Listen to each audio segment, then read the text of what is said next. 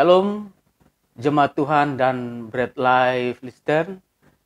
Kata sehat satu kata yang sangat didambakan saat pandemi ini. Semua orang akan berupaya menjalani pola hidup sehat, yaitu antara lain dengan makanan yang bergizi, tidur teratur, dan berolahraga dengan baik. Hidup sehat tidak cukup sehat secara fisik saja. Sebab manusia terdiri dari dua unsur yang berbeda, yaitu jasmani dan rohani. Manusia yang sehat adalah manusia yang tidak bermasalah baik rohaninya maupun jasmaninya, sehingga dia dapat beraktivitas dengan baik.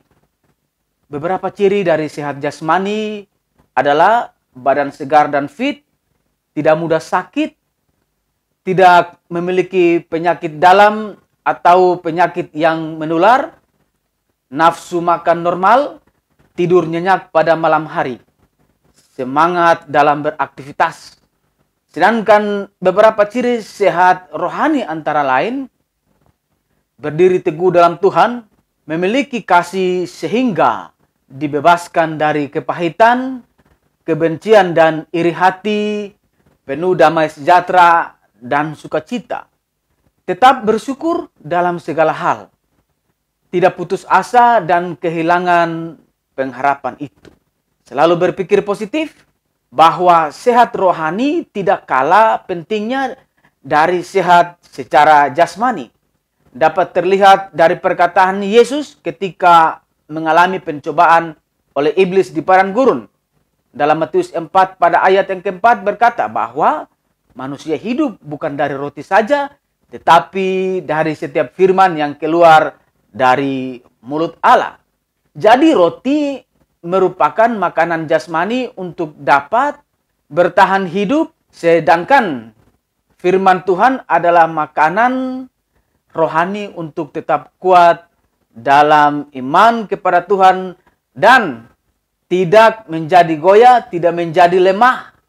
Dikatakan bahwa Yesus setelah berpuasa 40 hari dan 40 malam lamanya, akhirnya menjadi lapar dan dicobai dengan makanan oleh iblis. Dalam Yohanes 4 pada ayat yang ke-34, Yesus berkata, "Makananku ialah melakukan kehendak Bapa yang mengutus aku." Berdasarkan ayat ini, kita diajarkan bahwa menjadi sehat rohani selain hidup kita harus diisi dengan firman, juga menjadi pelaku melakukan kehendak Bapa. Dan bagaimana kita mengetahui kehendak Bapa? Bagaimana? Yaitu memiliki persekutuan setiap hari dengan Tuhan melalui pujian, penyembahan, doa, dan membaca firman Tuhan. Namun demikian tidak dapat kita pungkiri, dalam kenyataan hidup kita juga harus memikirkan soal jasmani.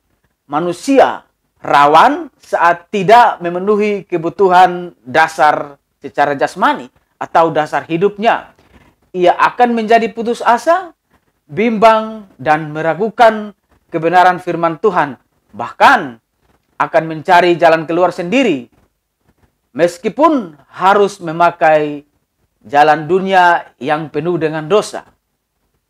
Makanya tidak heran iblis pun sering mencobai manusia dengan segala kelemahan dan keinginan-keinginannya sendiri.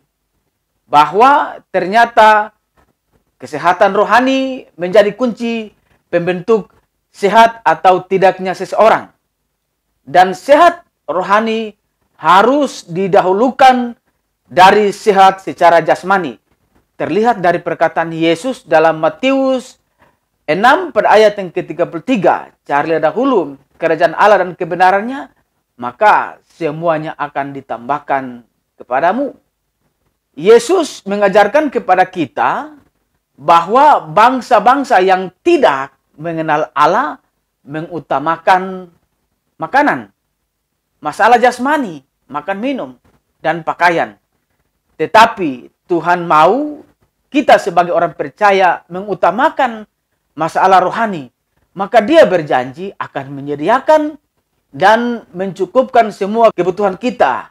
Dalam Matius 6 pada ayat 31-32, ketika kita sehat rohani dan dalam keadaan sesulit apapun, tentu kita tidak akan menjadi goyah dan meragukan kebenaran firman Tuhan. Kita tetap dapat menyembah dan memuji serta bersyukur. Karena manusia rohani kita selalu diperbaharui dan roh ini yang akan menguasai jiwa, pikiran, keinginan, dan juga perasaan. Dan jiwa yang akan mengontrol tubuh jasmani kita. Menjalani pola hidup sehat merupakan suatu hal yang seharusnya dilakukan setiap orang. Bukan saja demi kesehatan, tetapi juga demi kehidupan rohani kita secara keseluruhan. Jika kita memiliki rohani dan jasmani yang sehat, maka kita tentu juga bisa jadi lebih produktif dan berdampak untuk membawa perubahan yang bermanfaat bagi sesama kita. Selamat hidup produktif dan berdampak. Dan selamat sehat rohani dan juga sehat jasmani. Tuhan Yesus memberkati. Amin.